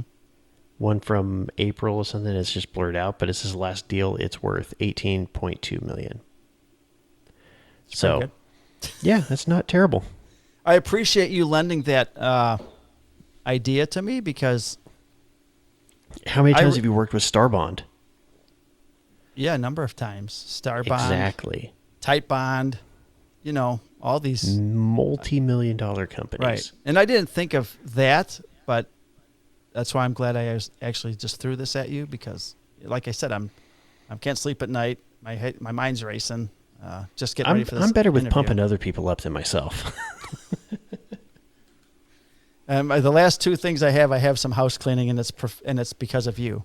First of all, this is episode 40. Oh, we never introduced ourselves. I'm Mike Morazzo. That's Brandon Silvera. Look, if you're listening to this episode, if you're listening to episode 40, chances are you've listened to at least one other one. You should know who we are by now. And all right, Brandon wanted to name this the Madison Bumgardner. The Mad Bum episode. This is the Madison Bumgardner / Gail Sayers episode. You can't have a number 40. No, this is the Mad Bum episode. I called dibs first. No, dude. Gail Sayers. Okay, how about this? It's the Dan Ortmeyer episode. How about that? Whatever. So anyways, here. I saw this and I thought, I got to ask Brandon about this. All right. It must have been 10 days ago. I'm watching something about the San Francisco Giants, and they're wearing the most hideous fucking uniforms I've ever seen. The City Connect. What the fuck was that? That was disgusting. So you remember the City Connect jerseys from last year, right? Like not Cubs yours, had but Wrigleyville and all that. I hate them. I think the White Sox have something. The Southsiders, and it's got the black and white pinstripes. Okay, so I can explain it because I hate it too. Okay, thank God. However, Yes. They are 10-1 in those uniforms. Excuse me. Now they're 10-2. They actually lost a game earlier this week. 10-2 in those uniforms. So I'm okay with them wearing it. They actually added the orange helmet this year. Oh, God. Which just takes it to a whole new level it's so of horrible. hideous. But you notice how the bottom of everything is kind of faded, right? Yeah, I don't like it. Like there's a fog.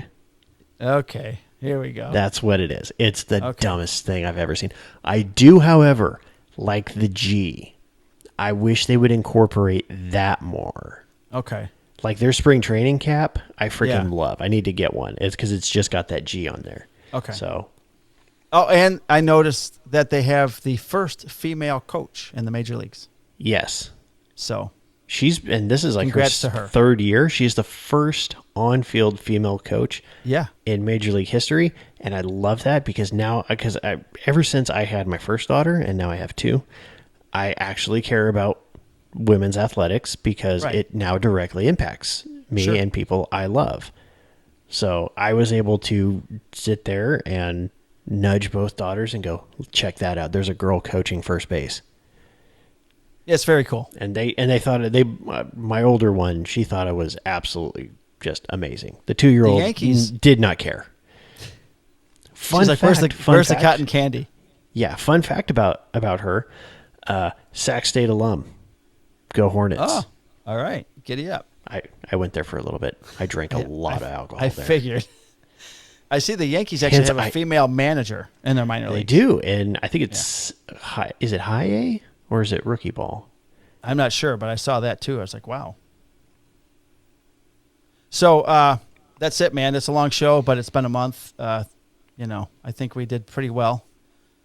And I think if you take like the total of minutes in a month's worth of shows and compare it to this one, I think we did really good. Yeah. I look forward to getting back on track now. Next Monday night, I'm off Monday night, Tuesday night next week. So it'll have to be Monday night. Okay, so we'll do it Mondays. We'll do it Monday then. And I'll have news on how the interview went, if I shit the bed or passed out in front of everybody or whatever. So I appreciate that would make for great content. Oh, and one last thing, the horrible flight we had yesterday. Yes.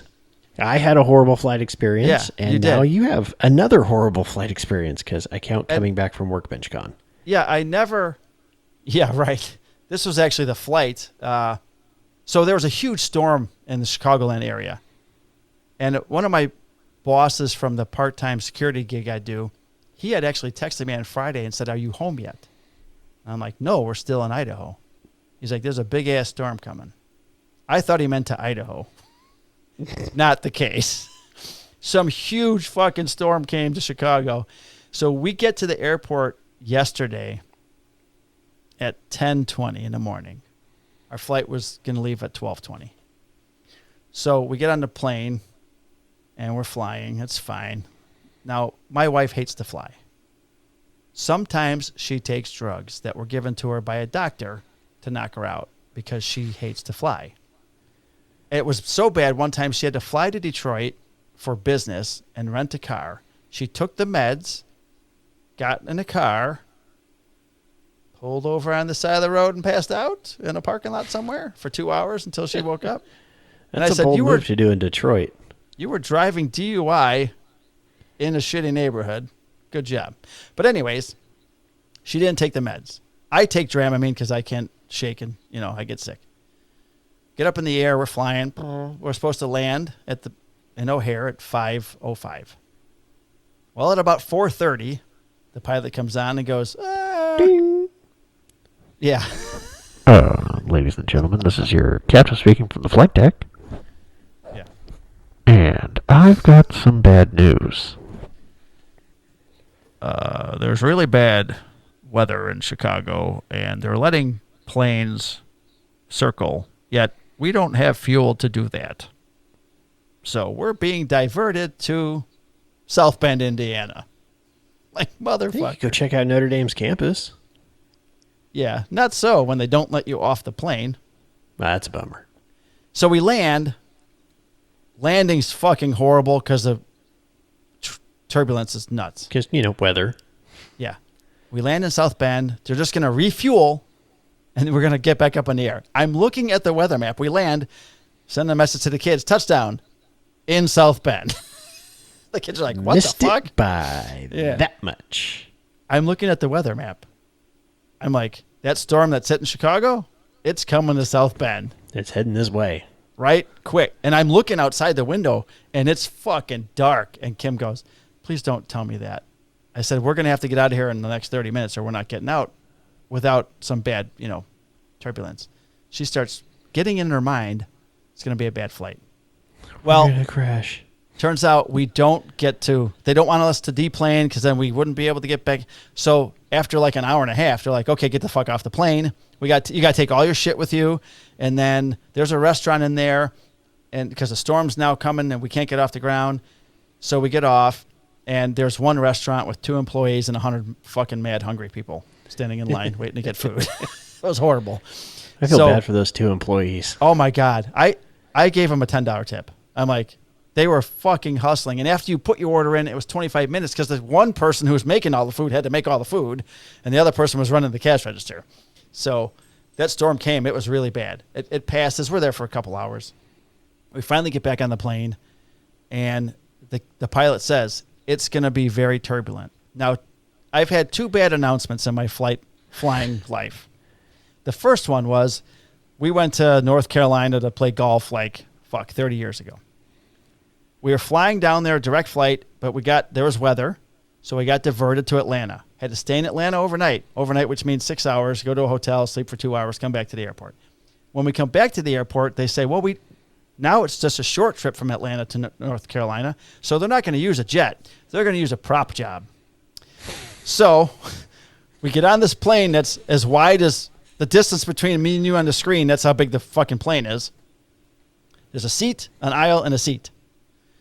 And Kim's freaking out. So you had the whole aisle to yourself. Yeah. I'm sorry. It was 2 aisle and 1 seat. So 3 seats. 2 aisle, 1. We're up in the air on this fucking, air with propellers, and the pilot comes out of the front door, and he says something to the stewardess, or flight attendant, sorry. And then we're way at the back of the plane, and I see her stopping at this person and this person. This person, then this person. And she's making her way back, and Kim's like, oh my God, something's wrong. I'm like, nothing's wrong. Just relax. He's probably just asking if you want something. Just wait. The flight attendant comes up and says, we're having a problem shutting the door, so we want to make sure you don't take your seatbelt off in case it opens, you don't get sucked out of the plane. My wife fucking lost it. She was a fucking wreck. So this flight yesterday, this flight attendant, the pilot's like, there's going to be some turbulence. Okay. Kim's freaking out already. Kim says, we should just fucking get off and drive. I'm like, all our luggage is on the plane. We're going to drive 3 hours. How are we going to get our luggage with guns? I got guns coming back with me. I got 2 guns. No, we're going to fly. Well, those 15 minutes leaving there, she was crying and shaking, and the guy in front of us is like looking back. I mean, she good? It was the worst fucking flight she's ever had, and I was trying to, after we got through, and it was bad, man. We were like dropping and then bouncing and then dropping, and I was scared, but there's really nothing that you can do about it. If it wasn't really safe, they wouldn't be up in the air. You know what I mean? I picture a bus going down the street and you're hitting potholes. That's what I think. In my head, I got that's kind of the way I look at it too. It's like, if it wasn't safe, we wouldn't be doing this. We wouldn't be up here. But twice that guy came on and said, the flight attendant, please, this is what he said, please, please, please keep your seatbelts on because we don't want anybody to get injured. And I'm like, holy fuck, dude, it was bad. So we didn't get home till like almost 1 o'clock in the morning. We got to the airport at 10:30 in the morning. It was a long day. How hard did Kim hit you once you guys got off the plane and weren't around other people? No, she was not agreeing to drive. She was shaking so bad. We got home. She's like, want to watch a show because I'm too jacked up to go to bed. I'm like, yeah, man. You want to get baked? Watch some TV. Yeah, let's watch some TV. But I felt so bad for her. So, all right, man. That was our last month. Yeah. Quite a bit of shit going on. Job changes, maybe, and shit being cat cat condos being built and kitchen islands and flags, all that fun stuff. All the things.